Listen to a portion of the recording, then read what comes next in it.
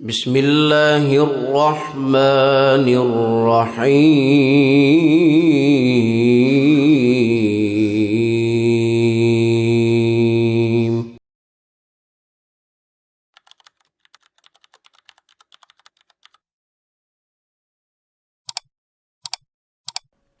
السلام علیکم ورحمۃ اللہ وبرکاتہ.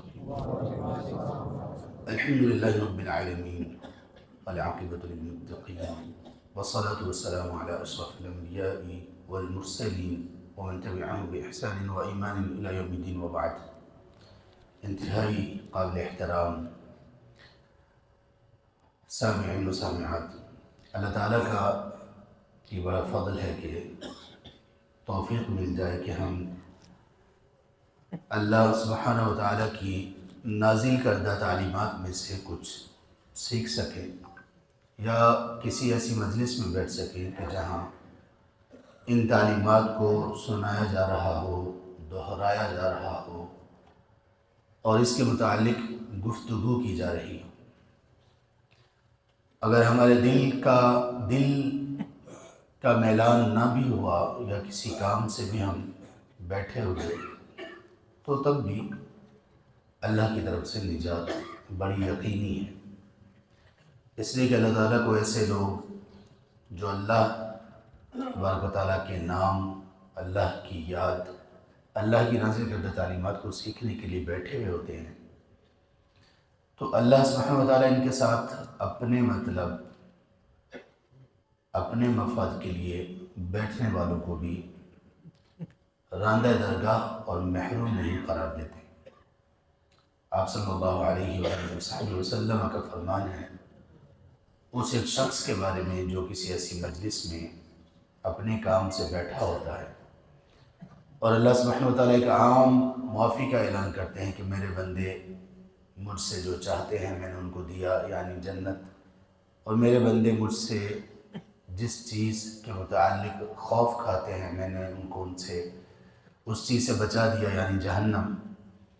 تو فرشتے یہ سوال کرتے ہیں کہ یا رب، ان میں تو ایک ایسا شخص بھی ہے کہ جو اس مقصد کے لیے آیا ہی نہیں. تو تب اللہ تعالیٰ فرماتے ہیں ہؤلاء الجلساء لا یشقی بہم جلیسہم. یہ وہ لوگ ہیں کہ ان کے ساتھ بیٹھنے والا شخص بھی محروم اور بد نصیب قرار نہیں دیا جا سکتا. اس کے لیے بھی وہی ہے جو سب کے لیے. تو اس لیے جب ایسے مجالس میں بیٹھا کریں تو آپ پورے دل کی کشادگی کے ساتھ اور اللہ سے یہ یقین اور اعتماد رکھتے ہوئے بیٹھا کریں کہ فائدہ ہی فائدہ ہے. باقی اہل علم یہاں پہ آتے ہیں، ہماری گفتگو ٹوٹی پھوٹی ہونا، کچھ باتیں اللہ تعالیٰ اس میں بھی برکت عطا فرما دیں، اور یہ مجلس پہ مسند پر بیٹھ کر اپنی عاجزی اور انکساری کا اظہار کرنا، یہ بھی ہم نے اپنے شیخ سے سیکھا کہ یہ بھی کبھی کبھی ریاکاری میں آتا ہے. اللہ تعالیٰ ہمیں اس سے بھی بچائے. تو آپ لوگ علم کے لیے اور علم کو سننے کے لیے اور اس کو جاننے کے لیے اور اس کو دل میں بٹھانے کے لیے ہمیشہ تیار رہا کریں. آج کا موضوع مجھے زیادہ معلوم نہیں کہ باقی موضوعات کیا ہیں، لیکن اتنا معلوم ہے کہ سیف اللہ بھائی سے ہمارا تعلق بڑا پرانا ہے، بڑا قریب کا ہے اور انتہائی شفقت اور محبت کا ہے. اللہ تعالیٰ ان کو خیر پر لمبی عمر عطا کرے. اللہ تعالیٰ آپ سب کو بھی خیر پر سلامت رکھیں، لمبی عمر عطا کریں، ایسی عمر عطا کریں کہ جس عمر میں ہر آنے والے دن میں ہم اللہ کے قریب سے قریب تر ہوتے جائیں. تو ہمیشہ ان کے موضوعات بڑے ہی اہم اور بڑے ہی مفید ہوتے ہیں، لیکن میں یہ کہہ سکتا ہوں کہ واللہ آج کا یہ موضوع سب کے لیے انتہائی اہم ہے. خاص طور پر وہ لوگ جو باپ بن چکے ہیں، وہ خواتین جو ماں کے اعزاز سے سرفراز ہو چکی ہیں، ماں بن چکی ہیں، اور وہ لوگ بھی جو اس راستے پر بھی چل رہے ہیں اور انتظار میں ہے کہ اللہ تعالیٰ ان کو اولاد نصیب کریں، اور وہ لوگ بھی جو شادی کرنا چاہتے ہیں، سب کے لیے انتہائی اہم. ایک باپ کی اپنے بیٹے کے ساتھ خیر خواہی، نصیحت، ایک ماں کی اپنی بیٹی کے ساتھ یا والدین کی اپنے بچوں کے ساتھ خیر خواہی اور نصیحت کیا ہے، اور یہ موضوع اتنا اہم اور ضروری کیوں ہے، اس کو بیان کرنے سے پہلے آپ کے سامنے ایک واقعہ رکھتا ہوں۔ سعودی عرب کے ایک شہر کی بات ہے۔ ایک مسجد میں پانی کے ٹینک کی ضرورت تھی، پانی کی جو ٹینکی ہوتی ہے اس کی ضرورت تھی، اور اس مسجد کے قریب ایک گھر تھا جہاں پر رہنے والا ایک شخص جس کی کنیت تھی ابو عبداللہ، وہ اس چیز میں معروف تھا کہ اللہ تعالیٰ نے اسے مال و دولت سے بھی نواز رکھا ہے، اور اس کے ساتھ ساتھ وہ مساجد میں خاص طور پر اہتمام کے ساتھ پانی کی ترسیل، پانی کی ٹینکیاں اور اس طرح کے کام بہت کرتا تھا۔ لیکن اسے معلوم نہیں تھا کہ اس کے اپنے ہی محلے کی اور قریب کی مسجد میں بھی پانی کی ٹینکی کی ضرورت ہے۔ تو ایک دن امام صاحب نے ان سے یہ گزارش کی، تو انہوں نے کہا کہ بالکل ٹھیک ہے، ٹینکی آ جائے گی۔ اسی دوران ان کو سفر کرنا پڑا، کسی دوسرے شہر میں گئے، دن زیادہ لگ گئے، واپس آئے تو امام مسجد نے جیسے ان کو دیکھا تو آگے بڑھے اور کہا کہ جزیت خیرا یا ابا عبداللہ، اے ابو عبداللہ کو اللہ تعالیٰ جزائے خیر عطا فرمائے، آپ نے جو ٹینکی فراہم کی۔ تو وہ ایک دم سے ٹھٹک گیا، وہ چونک گیا اور کہنے لگا میں نے تو ابھی تک خریدی نہیں آپ کے لیے، شاید کوئی اور آپ کو دے گیا اور بازی لے گیا، میں تو مصروف تھا تو میں نے تو آپ کے لیے ٹینکی خریدی ہی نہیں۔ تو تب انہوں نے کہا نہیں، آپ کی طرف سے ہی آئی ہے، آپ کا بیٹا عبداللہ ٹینکی آئی اور اس نے کہا کہ یہ ابا جان کی طرف سے ہے، ابا جان نے بھجوائی ہے۔ تو باپ نے بڑی حیرانگی سے امام مسجد کو دیکھا اور پھر قریب کھڑے ہوئے اپنے بیٹے کو دیکھا جس کی عمر 10 سال سے تجاوز نہیں کی تھی ابھی تک۔ اس بیٹے نے اپنے باپ کے لیے یہ ٹینکی مسجد کو گفٹ کی۔ ایسے کیوں تھا؟ اس لیے کہ اس بچے کی تربیت اپنے گھر میں یہ ہوئی تھی کہ کیسے میرے والد پورے اہتمام سے اپنے مال میں سے اللہ کے گھروں کا پانی کے اعتبار سے خیال رکھتے تھے، تو اس نے اپنی جیب خرچ میں سے خرچ کیا اور وہ ٹینکی اللہ کی راہ میں دے دی، اور نام کس کا استعمال ہوا؟ یہ میرے ابا جان کی طرف سے۔ دیکھیے آپ کی اولاد اور ہماری اولاد ہمارا عکس ہوتی ہے اور ہونا چاہیے، یہ عام ہے۔ اولاد کے معاملے میں والدین کا رول انتہائی حساس ہے، اس اعتبار سے حساس ہے کہ اگر خیر کی تربیت ہوگی تو بہت خیر پاؤ گے، اور اگر تربیت شر کی ہوئی تو بہت شر پاؤ گے۔ ہاں، اگر تربیت خیر کی ہوئی لیکن پھر بھی شر بچوں میں رہا تو آپ اللہ تعالیٰ کے ہاں سرخرو ہیں والدین۔ لیکن اگر آپ نے شر پر تربیت کی، آپ کی وجہ سے تربیت میں شر آیا، تو پھر بچے اگر اللہ کی طرف سے نیک اور صالح بھی ہو گئے تو آپ کی اس تربیت کا آپ کو خمیازہ اللہ کے سامنے بھگتنا پڑے گا۔ اب آئیے دیکھتے ہیں کہ ایک والد اپنے اولاد کو، اپنے بیٹے اور بیٹیوں کو، ایک ماں اپنے بیٹے اور بیٹیوں کو کیسے ان کی خیر خواہی کر سکتے ہیں، کیسے ان کی تربیت کر سکتے ہیں، تربیت کا معیار کیا ہونا چاہیے، یہ اتنی اہم چیز کیوں ہے۔ اللہ کے رسول، ہمارے ماں باپ، ہماری اولادیں، نسلیں، ہمارا مال و دولت، ہمارا جسم و جان سب آپ پر قربان ہو، صلی اللہ علیہ وآلہ وصحبہ وسلم۔ صحیح بخاری میں آپ کا فرمان مبارک ہے، کل مولود یولد علی الفطرہ فابواہ یہودانہ وینصرانہ ویمجسانہ۔ فرمایا کہ ہر بچہ فطرت اسلام پر پیدا ہوتا ہے، پھر اس کے والدین ہیں جو اسے یہودی، نصرانی اور مجوسی بناتے ہیں۔ اللہ کے رسول صلی اللہ علیہ وآلہ وصحبہ وسلم نے یہاں پہ والدین کو ہی کیوں ذمہ دار قرار دیا، جبکہ بچے کی اصلاح یا خرابی میں صرف والدین ذمہ دار نہیں ہوتے، معاشرہ ہے، اسکول ہے، مدرسہ ہے، ماحول ہے، میڈیا ہے، عزیز و اقارب ہیں، رشتہ دار ہیں، بچے کا اپنا نفس، اس کے نفس کی شر، سب کچھ ہے۔ لیکن آپ صلی اللہ علیہ وآلہ وسلم نے اتنی بڑی اور اتنی سخت بات کہی کہ بچہ تو اسلام پر پیدا ہوتا ہے لیکن والدین اس کو یہودی یا مجوسی یا نصرانی بنا دیتے ہیں۔ دوسرے لفظوں میں ہر بچہ دیندار پیدا ہوتا ہے، اس کے والدین اسے بے دین بنا دیتے ہیں۔ ہر بچہ سچائی اور صداقت پر پیدا ہوتا ہے، والدین کبھی سبب بنتے ہیں اپنے بچے کو جھوٹ سکھانے کا، والدین کبھی سبب بنتے ہیں اپنے بچے کو غیبت، چغلی، گالی گلوچ، بہتان، اتہامات لگانے کا، والدین کے بھی سبب بنتے ہیں اپنے بچوں کو بے نماز بنانے کا۔ کیوں؟ یہ تمام چیزیں والدین میں پائی جاتی ہیں۔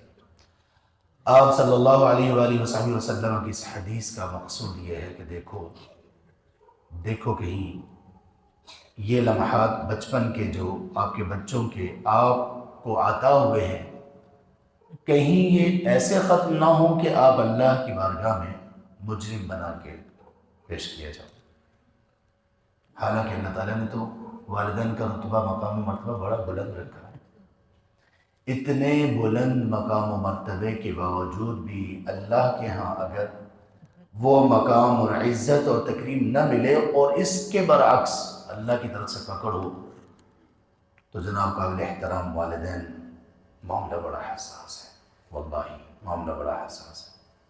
اور ہم یہ بھی جانتے ہیں کہ ہماری اصل جمع پونجی، ہماری انویسٹمنٹ، ہماری عزت، احترام، ہماری بلندی ہماری اولاد ہے، ہماری پہچان ہماری اولاد ہے، ہماری ریفلیکشن ہماری اولاد ہے، ہمارے اخلاق، عادات، اس کا عکس ہماری اولاد ہے۔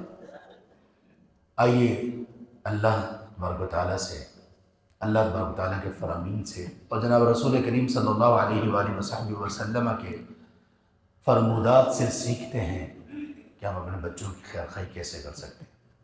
اور آج کے دور میں یہ اتنا ضروری ہے، اس لیے کہ جو یلغار ہم پر مغرب کی طرف سے پوری قوت کے ساتھ کی گئی ہے، جو الحاد کی ہے، اور الحاد آخری سیڑھی ہے کفر کی، کہ جہاں پر انسان اس درجے پر پہنچ چکا ہوتا ہے کہ وہ اپنے خالق و مالک کا ہی انکار کر دیتا ہے۔ جب یہ یلغار ہے تو اس یلغار کو اور اس حملے کو، اس اٹیک کو کیسے وہ مؤثر بناتے ہیں؟ فیملی اور خاندانی سٹرکچر کو کمزور کر کے، اور اس میں سب سے زیادہ کمزور کرتے ہیں شوہر اور بیوی کے تعلقات کو۔ آج آپ دیکھ لیں پورے ملک میں طلاق کی شرح بڑھ گئی ہے، یہاں تک کہ یہ موضوع رکھنا پڑا کہ طلاق کی بڑھتی ہوئی شرح، اس کے اسباب کیا ہیں، اس کا حل کیا ہے۔ ہم اسلام آباد میں ہیں، واللہ سب سے زیادہ مسائل طلاق کے آتے ہیں، پڑھے لکھے لوگوں میں اس کی شرح اور زیادہ ہے، امراء میں، امیر لوگوں میں اور زیادہ ہے، اور اللہ کی پناہ کے دینداروں میں بھی یہ بہت تیزی سے بڑھنا شروع ہو گئی۔ فیملی سٹرکچر پورے نشانے پر ہے، اور فیملی سٹرکچر میں شوہر بیوی کے بعد سب سے اہم رشتہ ہے والدین اور اولاد کا۔ والدین اولاد کے رشتے کو کیسا بنا دیا گیا؟ اکثر بچے یہ سمجھتے ہیں کہ ہماری آزادی میں رکاوٹ ہے ہمارے والدین، ہماری خوشیوں میں رکاوٹ ہے ہمارے والدین۔ عزت اکرام کی جگہ پر نفرت اور دوری نے لے لی، قرب کی جگہ پر بچے اپنے والدین کے پاس بیٹھنا پسند نہیں کرتے۔ یہ پیچھے بہت بڑی سازش ہے، بڑی گہری سازش ہے، اور اس کا نتیجہ ہم دیکھ رہے ہیں۔ اور یہ ساری چیزیں کہاں سے سکھائی گئی، کہاں سے بتائی گئی؟ پورا میڈیا اس پر کام کر رہا ہے، social media, electronic media, print media, facebook, Instagram, TikTok, movies, ڈرامے، ہر چیز اسی لیے کہ فیملی سٹرکچر خراب ہو۔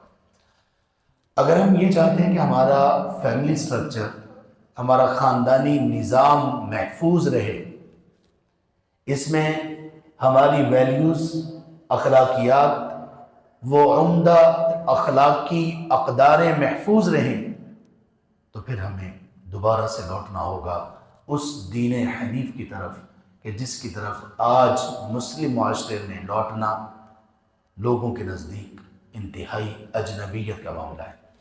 اللہ کے رسول صلی اللہ علیہ وآلہ وصحبہ وسلم نے فرمایا بدأ الاسلام غریبا وسيعود كما بدأ فطوبى للغرباء۔ اسلام کا جب آغاز ہوا تو بڑا اجنبی سا تھا، کوئی بھی شخص اسلام قبول کر لیتا تو وہ لوگوں میں اجنبی بن جاتا، وہ کہتے اس کو کیا ہو گیا؟ آپ علیہ الصلوۃ والسلام نے فرمایا کہ عن قریب ایک وقت آئے گا اسلام کے پھیل جانے کے بعد، اس کی شان و شوکت کے بعد، بلندی کے بعد، عروج کے بعد ایک وقت آئے گا کہ دوبارہ اسلام اجنبی ہو جائے گا، یعنی اسلام پر عمل کرنے والے لوگ اجنبی ہو جائیں گے۔ اور احادیث سے یہ پتہ چلتا ہے کہ یہ دوسری مرتبہ والا اسلام کا اور مسلمانوں کا اجنبی ہونا، اجنبیت کا شکار ہونا، یہ پہلے والی اجنبیت سے زیادہ سخت اور شدید ہوگا۔ کیوں؟ پہلے لوگ تو اجنبی ہوتے تھے کفار اور مشرکین کے سامنے، آج مسلمان، وہ مسلمان جو اسلام کو پورے طور پر فالو کرنا چاہتا ہے، وہ اجنبی ہے مسلمانوں ہی کے اندر۔ مسلمان اس کو حیرت سے دیکھتے ہیں، کیا ہو گیا آپ نے داڑھی رکھ لی، آپ کو کیا ہوا آپ نے حجاب اور نقاب شروع کر دیا ہے، آپ کو کیا ہوا آپ کی شادیاں یہ کیسی ہو رہی ہیں، یعنی یہ شادی ہے کیا ہے، کوئی ڈول نہیں، گانا بجانا نہیں، کچھ نہیں۔ خاص طور پر ہمارے نوجوان، میں اپنے نوجوان بھائیوں سے یہ کہتا ہوں، بچوں سے، بیٹوں سے یہ کہتا ہوں، اگر آپ کالج گوئنگ ہیں، آپ یونیورسٹی گوئنگ ہیں، اللہ کے لیے اپنے اسلام کو پوری طرح سے سینے سے لگا کے کانفیڈنس کے ساتھ اسلام کے پورے اظہار کے ساتھ یونیورسٹی اور کالج میں جائیں، وہاں جا کر شرمائیں نہیں۔ اسلام آپ کے لیے کوئی معذرت کا سبب نہیں ہے، اسلام آپ کے لیے بلندی کا سبب ہے۔ سر اٹھا کے چلو کہ مسلمان ہو، سینہ پھیلا کے چلو کہ مسلمان ہو، پورے کانفیڈنس سے بات کرو کہ اللہ اور اس کے رسول صلی اللہ علیہ وسلم کے مطیع اور فرمانبردار اور محب ہو۔ اللہ تبارک و تعالیٰ نے قرآن کریم میں ایک سورہ نازل کی، اس سورہ کا نام ہے سورۃ لقمان۔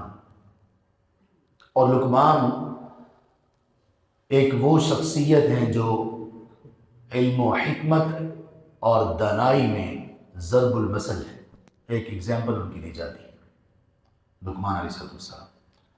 اہل علم نے اس کے بارے میں اختلاف کیا کہ کیا یہ ایک صالح شخص تھے اور انتہائی دانا اور حکیم تھے، یا کہ یہ نبی تھے۔ ہمارے استاد محترم، ہمارے شیخ، ہمارے مرشد، آپ کی اسی مسجد کے ایک عرصہ تک خطیب رہے، ہم نے ان سے صحیح بخاری پڑھی، اللہ تعالیٰ ان کو جنت میں، اعلیٰ جنت میں مقام عطا فرمائے، اللہ تعالیٰ ہمیں ان کے لیے صدقہ جاریہ بنائے۔ حافظ عبدالسلام بن محمد رحمہم اللہ رحمۃ واسعہ، سبحان اللہ۔ ان سے بہت فیض پایا ہم نے۔ وہ کہا کرتے تھے کہ زیادہ اقرب بات یہ معلوم ہوتی ہے کہ لقمان علیہ السلام نبی تھے۔ خیر، اللہ تعالیٰ نے ان کے نام کی سورہ جو نازل کی تو اس سے یہ پتہ چلتا ہے کہ یہ کتنی بڑی شخصیت تھی۔ اللہ تعالیٰ نے ان کا جو تذکرہ کیا قرآن کریم میں، وہ ایک باپ ہونے کی حیثیت سے کیا، اور صرف باپ ہونے کے نہیں، ایک وہ باپ کہ جس نے اپنی پوری دانائی اور حکمت کا نچوڑ 10 نصیحتیں اپنے بیٹے کو کی۔ آج جو باپ، جو ماں اپنے بچوں کو، اپنے بیٹوں کو، اپنی بیٹیوں کو ان 10 چیزوں پر پروان چڑھانے میں کامیاب ہو گئی اور ہو گیا، اللہ کی قسم وہ بھی کامیاب، اولاد بھی کامیاب۔ سننا چاہتے ہیں وہ 10 چیزیں کون سی ہیں؟ اللہ تعالیٰ نے لقمان علیہ السلام کا ذکر کیا سورہ لقمان میں۔ یہ قرآن کریم کی ترتیب میں 31 نمبر سورہ ہے۔ اس کے بعد سورہ سجدہ ہے، معروف و مشہور سورہ۔ آیت نمبر 12 میں اللہ تعالیٰ نے فرمایا وَإِذْ قَالَ لُقْمَانُ لِابْنِهِ وَهُوَ يَعِظُهُ، بلکہ آیت نمبر 12 میں فرمایا وَلَقَدْ آتَيْنَا لُقْمَانَ الْحِكْمَةَ أَنِ اشْكُرْ لِلَّهِ، بلا شبہ یقیناً ہم نے لقمان علیہ السلام کو دانائی دی، حکمت دی، اور ان کو یہ حکم دیا کہ اللہ کا شکر ادا کرو۔ اگر کسی بندے کو کوئی نعمت ملے، شکر ادا کرے گا تو وہ نعمت بڑھے گی، نشو و نما پائے گی۔ لقمان علیہ السلام کو اللہ سبحانہ وتعالیٰ نے جو حکمت اور دانائی دی، احکام کا جو علم دیا، ان کے پیچھے حکمت اور اس کی اصل کا جو علم دیا، تو اللہ تعالیٰ نے فرمایا کہ شکر کرو۔ کیا مطلب؟ یہ بندے کا کمال نہیں ہے، کسی بھی خوبی کا مل جانا کمال کس کا ہے؟ اس اللہ کا۔ شکر بھی کس کا ہے؟ اس اللہ کا۔ اور شکر کرو گے تو اللہ تعالیٰ اسی خوبی کو جس کا شکر ادا کر رہے ہو کئی گنا کر کے آپ کو لوٹا دے گا۔ اور شکر کا معنی ہوتا ہے قدر کرنا۔ لقمان علیہ السلام کے متعلق دوسری آیت اللہ تعالیٰ نے فرمائی، جہاں پہ وہ اپنے بیٹے کو نصیحت شروع کر دیتے ہیں، آیت نمبر 13 میں، اذ قال لقمان لابنه وهو يعظه، لقمان علیہ السلام نے اپنے بیٹے سے کہا اور وہ اسے نصیحت کر رہے تھے۔ جناب والدین، قابل احترام والدین، سب سے پہلی آپ کے لیے سیکھنے کی چیز، اور جو والدین بننے جا رہے ہیں فیوچر میں، مستقبل میں، ان کے لیے بھی سیکھنے کی چیز ممکن ہے کہ بہت سارے والدین بننے سے پہلے یہ چیزیں نہ سیکھ سکیں۔ جو ابھی اس راہ پر نہیں چلے واللہ وہ سیکھیں۔ سب سے پہلی چیز جناب والدین، اپنے بچوں کو نصیحت تو کیا کرو، اپنے بچوں کو بٹھاؤ تو صحیح، قریب کرو، ان کو واعظ کیا کرو۔ باپ بھی اپنے بیٹے کو واعظ کرے، ماں بھی اپنی بیٹی کو واعظ کرے، والدین بھی واعظ کرے۔ یہ واعظ بچوں نے صرف اور صرف مساجد سے، اہل علم سے نہیں سننا ہوتا، والدین سب سے پہلے مدرس اور معلم اپنے بچوں کے۔ اذ قال لقمان لابنه وهو يعظه، لقمان علیہ السلام نے اپنے بیٹے کو نصیحت کر رہے ہیں، کس انداز میں؟ واعظ کے انداز میں۔ آج بہت سارے بچے اپنے والدین کے قریب اس لیے بھی نہیں جاتے کہ والدین بات ہی شروع کرتے ہیں ڈانٹ ڈپٹ سے، غیر ضروری ڈانٹ ڈپٹ، غیر ضروری سخت لہجے۔ اولاد کو کبھی یہ محسوس ہوتا ہے کہ لگتا ہے کہ ابا جان کے ساتھ نا کوئی ہماری دشمنی چل رہی ہے، اماں جان نے نا بس مجھے ہی تان و تشنی کا نشانہ بنانا ہوتا ہے۔ اولاد کا نافرمان ہونا یہ الگ ایک چیز ہے، وہ بھی ہے، لیکن آپ دیکھیں کہ آپ اپنے بچوں کو اپنی نصیحت اور واعظ سے محروم تو نہیں کر رہے۔ ان کو واعظ کریں، نصیحت کریں، کھلے دل سے کریں۔ بچے اگر نافرمان ہیں، بچے اگر مطیع نہیں ہیں، بچے اگر آپ کا کہنا نہیں مان رہے، ان میں اخلاق کے اعتبار سے کچھ ایسی چیزیں پائی جاتی ہیں، باقی ڈانٹ ڈپٹ بھی کبھی کر لیا کریں، کبھی سختی بھی کر لی، لیکن کبھی نصیحت بھی تو کریں گا، بٹھائیں قریب۔ اور نصیحت کا وہ انداز ہو جو جناب لقمان علیہ السلام کا تھا۔ اذ قال لقمان لابنه وهو يعظه، سب سے پہلی بات کیا کہی؟ جو اس زندگی میں سب سے اہم اور سب سے بڑی چیز ہے، سب سے پہلے ان کو منع کیا ایک بات سے، یا بنیہ۔ کیسے نصیحت کیسے کر رہے تھے؟ یا بنیہ، ورنہ عربی زبان میں بیٹے کو کہتے ہیں ابن، یہ بھی کہا جا سکتا تھا یا بنی، اے میرے بیٹے، نے کہا یا بنیہ، اس کا معنی کیا ہے؟ بیٹا جانی، میرا پتر، میرا لخت جگر، نور نظر، میرا سونا، میرا چھندا، میرا پیارا، میرا بچہ۔ اللہ کے لیے اپنے بچوں کو بھی اس پیار سے بھی بلایا کریں، ایک بار نہیں بار بار بلایا کریں۔ ممکن آپ کے بچے بڑے نافرمان ہوں، لیکن واللہ کبھی آپ کا یہ میٹھا لہجہ جو ان کے دل میں رہ گیا، کبھی نہ کبھی دل پہ چوٹ ضرور کرے گا۔ کبھی نہ کبھی ان کو آپ کی یہ صدائیں، ماؤں کی، باپ کی، ماؤں میں تو اکثر یہ صدائیں ہوتی ہیں، باپ میں ذرا کمی ہوتی ہے۔ باپ سمجھتا ہے کہ میں باپ ہوں تو لہٰذا ایسی کی تیسی نہیں۔ آپ بھی کبھی کبھی نصیحت کیا کریں، لقمان علیہ السلام کو اللہ تعالیٰ نے حکمت دی کیسے مخاطب کریں اپنے بیٹے کو، یا بنیا، بیٹا جانی. اور بیٹا کیسے پوری طرح سے کان لگا کے کیسے سنتا ہوگا. اور یہاں پہ جو بچے بیٹھے ہوئے ہیں، بچوں میں آپ لوگوں کو، نوجوانوں آپ لوگوں کو نصیحت کرتا ہوں، یہاں تک کہ وہ بچے بھی جو سفید داڑھیوں والے ہیں اور ان کے والد بھی موجود ہیں، اللہ تعالیٰ ان کو لمبی عمر دے، سب کے والدین کو سلامت رکھے. اگر آپ کے والدین کبھی آپ پر غصہ کریں، مائنڈ نہ کریں، غصہ نہ کریں، آپ پریشان نہ ہوں. کبھی کبھی محبت کا اظہار ہمارے والدین کی طرف سے، خاص طور پہ یہ بر صغیر کا ایک مزاج ہے، ہمارے والدین کی طرف سے محبت کا انداز ہی سختی والا ہوتا ہے. وہ سختی میں محبت تلاش کر لیا کرو، اس سختی کو محبت سمجھا کرو. لیکن والدین کو چاہیے کہ تھوڑا چینج کریں. یا بنیا، بیٹا جانی، لا تشرک باللہ. سب سے بڑی حکمت اور دانائی یہ ہے کہ دیکھو، جس اللہ نے پیدا کیا اس کے ساتھ کسی کو شریک نہ ٹھہراؤ. اور یہ سب سے حکمت کے منافی ہے کہ کوئی بندہ شرک کرے. کہا ان الشرک لظلم عظیم. بیٹا جانی، شرک بہت بڑا ظلم ہے، یقین کر لو بہت بڑا ظلم ہے شرک. کیوں؟ وہ اللہ جو کامل و اکمل ہے، وہ اللہ جو بلند و بالا ہے، وہ اللہ جو خالق و مالک ہے، اس اللہ کے ساتھ کسی اللہ کے علاوہ ہر چیز ناقص ہے، ہر چیز مخلوق ہے. اس کامل و اکمل، ہمیشہ سے زندہ، ہمیشہ زندہ رہے گا الحی القیوم کے ساتھ آپ کسی کو جو کہ مخلوق ہو، جو ناقص ہو، اس کو آپ برابری قرار دو.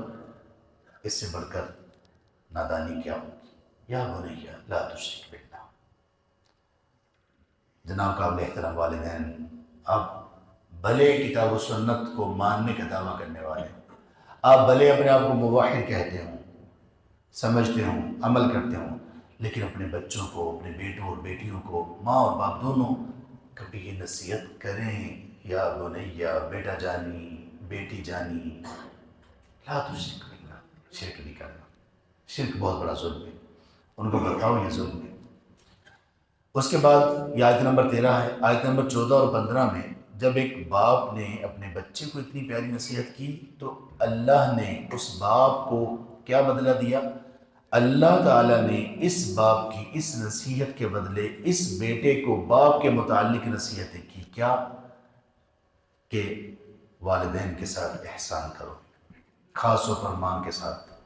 یہاں تک کہ اگر آپ کے والدین مشرک بھی ہیں تو ان کی بات عبادت کے سلسلے میں، شرک کے سلسلے میں نہیں ماننی، لیکن دنیا میں تو ان کے ساتھ اچھا سلوک کرنا. کیسا بدلا؟ آپ اپنے بچوں کی تربیت اللہ کے مطابق کرو، پھر دیکھو اللہ سبحانہ وتعالیٰ آپ کا، محترم والدین، آپ کا درجہ کیسے بلند کرتے ہیں. وَقَضَىٰ رَبُّكَ أَلَّا تَعْبُدُوا إِلَّا إِيَّاهُ وَبِالْوَالِدَيْنِ إِحْسَانًا. یہ ساری آیات والدین کی نہیں. یہ تھی پہلی نصیحت 10 نصیحتوں میں سے. دوسری نصیحت لقمان علیہ السلام کے اپنے بیٹے کو، اور یہ اتنی اہم نصیحت ہے، اگر یہ بات کسی کے دل میں اتر گئی، اور خاص طور پر آج کل کے نوجوانوں میں، بچوں میں آ گئی، واللہ وہ ہر فتنے سے بچ جائیں گے. موبائل کا، انٹرنیٹ کا، سوشل میڈیا کا، بے حیائی کا، بے رہ ربی کا، حرام کا، چوری کا، خیانت کا، چھپی دوستیوں کا، ہر فتنے سے بچ جائیں گے اگر یہ ایک چیز بچوں میں پیدا ہو. یہ جو دوسری نصیحت ہے لقمان علیہ السلام کی، یا بنیا، بیٹا جانی، انہا ان تک مثقال حبۃ من خردل فتکن فی صخرۃ. بیٹا جانی دیکھو، اگر کوئی بھی چیز، کچھ بھی، کوئی بھی عمل، تمہارے دل کی کوئی سوچ بھی، اچھی ہو یا بری، تمہارا کوئی بھی عمل، یہاں تک کہ وہ رائی کے دانے کے برابر بھی ہو، یعنی دنیا کی سب سے چھوٹی چیز، ذرے کے برابر بھی اگر کوئی عمل ہوگا، اچھا یا برا، فَتَكُنْ فِي صَخْرَةٍ، اور وہ عمل کسی چٹان کے درمیان میں ہو، پتھر ہے، چٹان ہے، اس کے اندر کسی کو دکھائی نہیں دے رہا، لیکن تمہارا عمل اس چٹان کے اندر ہے. یا زمین کی آسمان کی کسی بھی جہت میں کسی بھی جگہ پر ہے، یأتی بہا اللہ، میرا بچہ یاد رکھو اللہ تعالیٰ تمہارے ہر عمل کو تمہارے سامنے لے آئے گا۔ ان اللہ لطیف خبیر، اللہ تبارک تعالیٰ بڑے باریک بین ہے، سب خبر ہے اسے۔ بیٹا جانی، میری بیٹی، اللہ کو سب خبر ہے، تم جتنا بھی گناہ کو چھپا لو یا نیکی کو چھپا لو اللہ سے نہیں چھپے گا۔ اس کو کیا کہتے ہیں؟ اس کو اسلامی اصطلاح میں، اسلامک ٹرمنالوجی میں اس کو کہتے ہیں مراقبہ۔ مراقبہ ہم نے یہ سمجھا کہ شاید مراقبہ کا مطلب ہے لائٹیں آف کرو اور مختلف انداز سے ذکر کرو، نہیں، یہ مراقبہ نہیں ہے۔ مراقبہ کا معنی ہے، مراقبہ اصل میں کہتے ہیں نگرانی کو۔ مراقبہ کہتے ہیں، سعودی عرب کی اگر آپ نے وہاں پہ سفر کیا ہو تو کچھ جگہوں پر روڈ پر لکھا ہوا ہوتا ہے هذا الشارع مراقب بالکامرات، کہ یہ جو روڈ ہے یہ کیمروں کے ذریعے سے اس کی نگرانی کی جا رہی ہے۔ مراقبہ کا مطلب ہوتا ہے کہ کسی کی نگرانی کا احساس۔ مراقبہ یہ ہے کہ ہمارے دل میں یہ بات پیدا ہو جائے، میرا رب مجھے دیکھ رہا ہے۔ جب یہ پیدا ہو گیا، اس بات کا یقین پیدا ہو گیا تو واللہ پھر سارے کام ٹھیک ہو جائیں گے۔ پھر ہمیں بچوں کی نگرانی نہیں کرنی پڑے گی، ہماری کسی کو نگرانی نہیں کرنی پڑے گی، پھر کوئی ہو یا نہ ہو، پھر گناہ کے جتنے بھی سلسلے ہوں، جتنا بھی گناہ آسان ہو، بندہ گناہ نہیں کرے گا جب اس کے دل میں یہ ہوگا کہ میرا اللہ مجھے دیکھ رہا ہے۔ اور یہ وہی سوال ہے جو جبریل امین علیہ السلام نے آپ صلی اللہ علیہ وسلم کے پاس انسانی شکل میں آئے تھے اور کیا تھا، مل احسان یا رسول اللہ، اے اللہ کے رسول بتائیے کہ احسان کیا ہوتا ہے؟ آپ نے فرمایا ان تعبد اللہ کأنک تراہ فإن لم تکن تراہ فإنہ یراک۔ احسان اس کیفیت کا نام ہے کہ آپ جب کچھ بھی کر رہے ہو تو آپ اللہ کی عبادت کو اس بہترین انداز میں کرو کہ گویا آپ اللہ کو دیکھ رہے ہو۔ اگر یہ ایمان اور یقین نہیں بنتا تو کم از کم اس درجے کا یقین ضرور ہونا چاہیے کہ اللہ مجھے دیکھ رہا ہے۔ یہ جتنا مضبوط ہوگا یقین ہمارے دل میں، اتنا ہی زیادہ گناہ سے دور ہو جائیں گے۔ نوجوان یہاں پر موجود ہیں، لڑکے بھی، لڑکیاں بھی، بیٹے بھی، بیٹیاں بھی، یہاں تک کہ بڑے بھی۔ ہمارے پاس ہمارے نامہ اعمال کا ایک حصہ موجود ہے، ہمارا سیل فون، ہمارا موبائل، جس میں ہمارا سارا ریکارڈ موجود ہے۔ آپ کسی کے موبائل میں بھی دیکھ سکتے ہیں کہ اس نے موبائل کتنے منٹ، کتنے سیکنڈ، کتنے گھنٹے استعمال کیا، اس نے موبائل میں کیا کیا دیکھا، کیا کیا پڑھا، کیا کیا میسج کیا، کیا کیا کال کی، اور اس کا دورانیہ کیا تھا، سب کچھ اس موبائل میں محفوظ ہے۔ جو ماہر ہے وہ سب چیزیں دیکھ سکتا ہے۔ جب کسی بندے کے دل میں، کسی بچے اور بچی کے دل میں یہ بات پورے یقین کے ساتھ ہو کہ میرا رب مجھے دیکھ رہا ہے، تو پھر اس میں اپنے رب کی حیا پیدا ہوگی، شرم پیدا ہوگی۔ پھر اس کے والدین نہیں بھی ہوں گے تو وہ اپنی تنہائی میں، جبکہ اس کا رب اس کو دیکھ رہا ہے، وہ اپنی تنہائی میں حرام کا ارتکاب نہیں کرے گا، اپنی نگاہوں کو آلودہ نہیں کرے گا، اپنے دامن کو غلیظ نہیں کرے گا، اپنی تنہائیوں کو خبث پر مبنی کسی بھی فعل میں ملوث نہیں کرے گا۔ لقمان علیہ السلام نے پہلے کیا بتایا کہ بیٹا شرک نہیں کرنا، توحید ہے، ایک اللہ ہے، اس کی عبادت ہے۔ پھر بتایا کہ وہ اللہ، اس کی قدرت اتنی ہے بیٹا کہ آپ کا ہر عمل اللہ کی نظر میں ہے، ایک ذرے کے برابر، چٹان میں بھی جا کر اتنا چھپ کر کے جہاں پہ کوئی نہ دیکھ رہا ہو، کوئی کیمرہ نہ ہو، کوئی کچھ نہ ہو، اللہ بڑے لطیف اور خبیر ہے، تمہیں دیکھ رہے ہیں۔ یہی معنی ہے سورۃ الزلزال کی آخری آیات کا، فَمَن يَعْمَلْ مِثْقَالَ ذَرَّةٍ خَيْرًا يَرَهُ وَمَن يَعْمَلْ مِثْقَالَ ذَرَّةٍ شَرًّا يَرَهُ۔ ایک ذرے کے برابر خیر ہوگی، انسان اس کو دیکھ لے گا قیامت کے دن اپنے نامہ اعمال میں، شر ہوگی ایک ذرے کے برابر دیکھ لے گا، کچھ بھی تم سے رہے گا نہیں، سب موجود ہے، سب اللہ کو معلوم ہے۔ جب یہ دونوں چیزیں، یہ تھی بنیاد، عقیدہ اور سلوک۔ سلوک کہتے ہیں روحانی تربیت کو، پہلے عقیدے کی تربیت کی، پھر روحانی تربیت کی ایمان کو پختہ بنانے کے لیے کہ بیٹا تجھے اللہ دیکھ رہے ہیں، بیٹی تو اللہ کی نگاہوں میں ہے، تیرا ایک عمل اللہ کی نگاہوں میں۔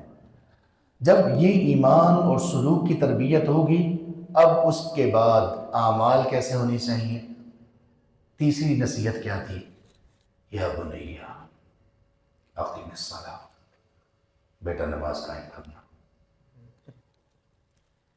عقیدے کی تربیت اور سلوک کی روحانی تربیت کے بعد اعمال میں سے سب سے بڑا عمل کہ جس کے بغیر بندہ اسلام میں رہ نہیں سکتا، نماز ہے۔ بیٹا اقیم الصلاۃ، بیٹا جانی، بیٹی جانی، اقیم الصلاۃ، نماز قائم کرنا۔ نماز قائم کیسے ہوتی ہے؟ پورے شوق اور محبت سے پڑھنا، اپنے وقت پر پڑھنا، اپنے ارکان، نماز کے ارکان کو پوری طرح سے مکمل کرتے ہوئے پڑھنا، پوری توجہ سے پڑھنا، اور اس کیفیت میں ڈوب کر پڑھنا کہ میں اپنے رب سے باتیں کر رہا ہوں۔ اللہ کے رسول صلی اللہ علیہ وآلہ وسلم نے فرمایا جب بندہ نماز میں ہوتا ہے فَإِنَّهُ يُنَاجِي رَبَّهُ، وہ اپنے رب سے سرگوشیاں کر رہا ہوتا ہے، چپکے چپکے باتیں کر رہا ہوتا ہے۔ تیسری نصیحت کیا ہے؟ اقیم الصلاۃ، بیٹا نماز قائم کرنا۔ چوتھی نصیحت، چوتھی اور پانچویں وہ نصیحت ہے کہ جس چیز کو معاشرے سے ختم کرنے کے لیے اربوں ڈالرز خرچ کیے گئے ہمارے اس معاشرے میں، پوری تحقیق ہے، ریسرچ ہے، اسے سکولوں سے نکالا گیا، اسے کالجز سے نکالا گیا، یونیورسٹی سے نکالا گیا، اس کو پوری طرح سے گھروں سے نکالا گیا، رشتوں سے اس کو نکالا گیا۔ یہ چوتھی اور جو پانچویں نصیحت ہے، یہ اسلام کا وہ نظام ہے کہ جس کے بغیر اسلام کی شکل پوری طرح سے مسخ کر دی جائے گی۔ اور یہ کون سا نظام ہے؟ امر بالمعروف اور نہی عن المنکر کا۔ اور اس نظام کو ختم کرنے کے لیے، یعنی ہمارے بچوں کی تربیت میڈیا کے ذریعے سے، موویز کے ذریعے سے، ڈراماز کے ذریعے سے یہ کی جا رہی ہے کہ تمہیں کوئی کچھ کہہ نہیں سکتا، تمہیں کون کچھ کہہ سکتا ہے، تمہاری اپنی مرضی ہے، تمہارا جسم، تمہاری مرضی، تمہارا انداز ہے سوچنے کا، تمہاری زندگی ہے، کسی کو کیا لینا دینا، تم جو چاہتے ہو کرو، تم اپنے آپ کے خود مالک ہو، تم اپنے آپ کے خود ہی خدا ہو، جو چاہو کرو، تمہیں کون روکنے والا ہے، کون روک سکتا ہے؟ اور پھر اس کے لیے جملے جو مشہور ترین جملے ہیں جو اس نظام کو ختم کرنے کے لیے ہیں، اور یہی جملے بندے کو الحاد تک اور ایتھیزم تک پہنچا دیتے ہیں۔ کون سے؟ دین بھی رکھنا پڑتا ہے، دنیا بھی رکھنا پڑتی ہے۔ دوسرا، ڈونٹ فورس می، مجھے زبردستی نہ کرو۔ آپ کسی کو کہتے ہیں، یہ کب کہا جاتا ہے؟ آپ کسی کو کہتے ہیں آئیں بھائی نماز پڑھ لیں، خاص طور پر یونیورسٹی میں یونیورسٹی کا حصہ رہا ہوں، لیکچر اس میں رہا ہوں 5 سال تک، الحمدللہ اللہ تعالیٰ نے توفیق سے نوازا، تو اللہ تعالیٰ نے کچھ کام لیا۔ جو یونیورسٹی جانے والے بچے ہیں ان کو معلوم ہے، آپ کسی دوست سے کہیں گے نماز کے لیے چلیں، مجھے فورس نہیں کرو۔ تیسرا جملہ، ڈونٹ جج می، آپ مجھے جج نہ کرو، ججمنٹل نہ بنو۔ یہ کب کہیں گے؟ جب آپ کسی چیز سے روکیں گے، یا یہ نہ کرو، یار آپ ججمنٹل بن رہے ہو، کسی کو چھیڑو نہیں، اپنا دین چھوڑو نہیں۔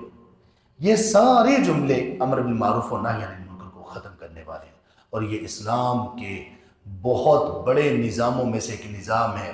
اللہ تعالیٰ نے وہ نظام کہ جس کے ذریعے سے یہ اسلام قیامت تک باقی رہے گا، یہ وہ نظام ہے کہ جس کے ذریعے سے اللہ کے رسول صلی اللہ علیہ وآلہ وسلم کی وہ پیشین گوئی پوری ہوگی کہ اللہ تعالیٰ نے مجھے خواب میں دکھایا کہ مشرق و مغرب تک اسلام پھیل گیا، کوئی گھر باقی نہیں بچا جو پکا ہو، کچا ہو، وہ خیمے کا بنا ہو، جنگلوں میں رہنے والے لوگ ہوں، ہر جگہ پر اللہ تعالیٰ اس اسلام کو پہنچائیں گے۔ نظام کون سا ہے؟ امر بالمعروف و نہی عن المنکر۔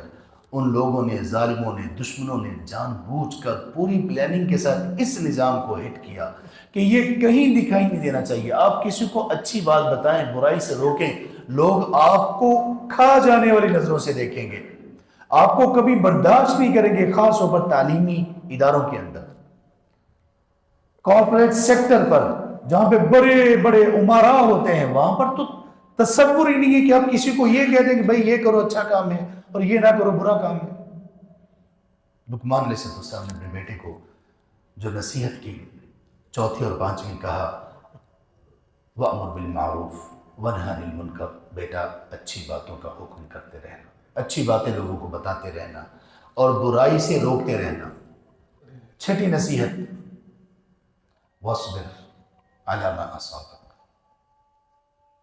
بیٹا دیکھو جو تمہیں تکلیف آئے۔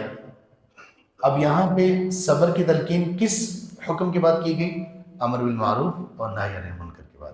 جب آپ امر بالمعروف اور نہی عن المنکر کریں گے نا، جب آپ لوگوں کو اچھی بات کا بتائیں گے، بری بات سے روکیں گے، تو پھر آپ یہ نہیں ہوگا کہ آپ کو پھولوں کے ہاتھ پڑیں گے، لوگ تانے ماریں گے، وہ خواہش پرست لوگ آپ کو اپنی راہ کا روڑا سمجھیں گے، وہ شہوت پرست لوگ، بے حیائی والے لوگ، جب آپ ان کو ان کی بے حیائی سے منع کریں گے، وہ آپ کے کبھی جان کے بھی دشمن بن جائیں گے۔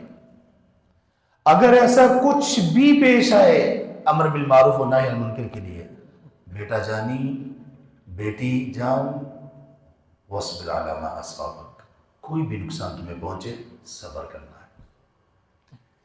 یہ اس ایک آیت میں 4 نصیحتیں ہیں۔ پہلی نصیحت کیا ہے؟ نماز۔ چوتھی نصیحت کیا ہے؟ صبر۔ درمیان میں کیا ہے؟ امر بالمعروف و نہی عن المنکر۔ اسلام پر اور اس نظام کو چلاتے ہوئے نماز اور صبر، اس کے بغیر آپ کامیاب نہیں ہو سکتے۔ اور یہی معنی ہے اس آیت کا جو اللہ تعالیٰ نے قرآن کریم میں کئی جگہ پر بیان فرمائی، وَاسْتَعِینُوا بِالصَّبْرِ وَالصَّلَاةِ، وَاسْتَعِینُوا بِالصَّبْرِ وَالصَّلَاةِ، صبر و صلاۃ کے ساتھ ہی چلنا پڑے گا۔ صبر میں کیا ہے؟ اللہ کے رسول صلی اللہ علیہ وسلم نے فرمایا الصبر ضیاء والصلاۃ نور، صبر ضیاء ہے، ضیاء بھی روشنی کو کہتے ہیں۔ فرمایا الصلاۃ نور، اور نماز نور ہے، نور بھی روشنی کو کہتے ہیں۔ ضیاء اور نور دونوں روشنی ہیں، لیکن فرق کیا ہے؟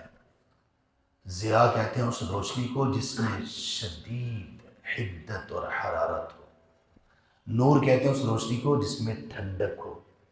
اللہ تعالیٰ نے قرآن کریم میں سورج کی روشنی کو هو الذی جعل الشمس ضیاء والقمر نورا، اللہ تعالیٰ نے سورج کی روشنی کو ضیاء کہا ہے، چاند کی روشنی کو نور کہا ہے۔ سورج کی روشنی کیسی ہوتی ہے؟ گرم، شدید حرارت۔ چاند کی روشنی ٹھنڈی ہوتی ہے۔ تو اللہ تعالیٰ نے فرمایا وَاسْتَعِینُوا بِالصَّبْرِ وَالصَّلَاةِ، اللہ سے مدد مانگو صبر کے ذریعے سے اور نماز کے ذریعے سے۔ کیا مطلب؟ ایک ٹھنڈی چیز ہے، ایک گرم ہے۔ ٹھنڈا اور گرم دونوں ہی مزاج میں برابر برابر پائے جائیں تو بندہ صحت مند رہتا ہے۔ ایمان کا مزاج بھی تب بھی صحت مند رہتا ہے کہ بندے کی گرمی سردی برابر ہو۔ وَاسْتَعِینُوا بِالصَّبْرِ وَالصَّلَاةِ، جب آپ اللہ کی راہ میں نکل کر بہت زیادہ مشکلات کے وقت صبر کریں گے، صبر سے آپ کو حرارت محسوس ہوگی، آؤ نماز پڑھ کر اللہ کے سامنے سجدہ ریز ہو کر اس حرارت کو ٹھنڈا کرو، صبر آپ کے لیے آسان ہو جائے گا۔ یہ معنی ہے وَاسْتَعِینُوا بِالصَّبْرِ وَالصَّلَاةِ۔ لقمان علیہ السلام کی حکمت کو جان لیں، دیکھا ہے، اس کو کہتے ہیں حکمت، دانائی۔ کتنی نصیحت ہوگی؟ شرک نہیں کرنا پہلی نصیحت، اللہ کی نگرانی کا احساس کہ اللہ مجھے ہر وقت دیکھ رہے ہیں اور ہر چیز اس کے سامنے ہے، 2۔ تیسرے نمبر پر نماز کو قائم کرنا، چوتھے نمبر پر امر بالمعروف، پانچویں نمبر پر نہی عن المنکر، چھٹے نمبر پر صبر۔ اور ان کے بعد کہا ان ذلک من عزم الامور، یہ صبر، یہ نماز، یہ امر بالمعروف، نہی عن المنکر، یہ بڑی عظیمت کے کام ہیں۔ کتنی ہوگی؟ 6۔ 6 کے ساتھ 6 ہوئی بھائی، 6 ہوئی۔ 7ویں نمبر پر آپ نے فرمایا وَلَا تُصَعِّرْ خَدَّكَ لِلنَّاسِ، بیٹا جانی، یہ ابھی تک جو چیزیں تھیں یہ تو ان کا تعلق تھا اللہ تعالیٰ کے ساتھ، اللہ تعالیٰ کے حقوق۔ 7ویں نمبر پر 7 سے 10 تک یعنی 4 چیزیں ان کا تعلق لوگوں کے ساتھ بھی ہے۔ وَلَا تُصَعِّرْ خَدَّكَ لِلنَّاسِ، یہ اخلاقیات ہیں۔ بیٹا لوگوں کے لیے اپنے رخسار کو کھینچو نہیں، موڑو نہیں۔ یہ کیا؟ یہ بے نیازی کا انداز لوگوں کے ساتھ، بدتمیزی کا انداز، بے ادبی کا انداز، منہ موڑنے کا انداز، منہ بنانے کا، بسورنے کا انداز، یہ جو کہ نا ایسے رخسار کو موڑنا، ایسے بھی نہیں کرنا بیٹا جانی، ایسے نہیں کرنا، ولا تسعر خدک للناس، لوگوں کے لیے اپنے نقصان کو موڑو نہیں، منہ موڑ کے نہ رکھو، جوڑ کے رکھو، منہ موڑو نہیں، رشتے جوڑو، ولا تسعر خدک للناس۔